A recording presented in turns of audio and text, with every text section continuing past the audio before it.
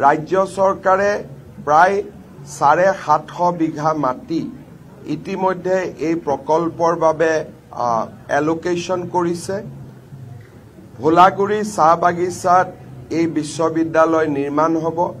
শ্ৰমিকসকলক ইতিমধ্যে তেওঁলোকৰ মাননী বেতন আৰু অল্টাৰনেটিভ বিকল্প ভূমিৰ আবণ্টন কৰা হৈছে আৰু নিৰ্মাণৰ বাবে ৰাজ্য চৰকাৰে প্ৰায় 500 কোটি টকাৰ অনুমোদন জনাইছে।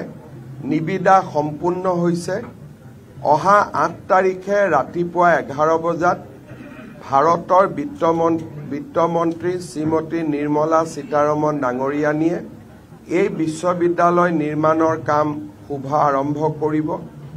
বিশ্ববিদ্যালয়ৰ কাৰিকৰী দিশ, একাডেমিক দিশ আদি চাবৰ বাবে IIT গুৱাহাটীৰ অধ্যাপক পৰমেশ্বৰ আয়াৰক ইতিমধ্যে মেণ্টৰ হিচাপে নিযুক্তি দিয়া হৈছে আৰু সকলো ফালৰ পৰা প্ৰস্তুতি সম্পূৰ্ণ কৰি আজি আমি বিশ্ববিদ্যালয় স্থাপনৰ দিশত আগবাঢ়ি গৈছো।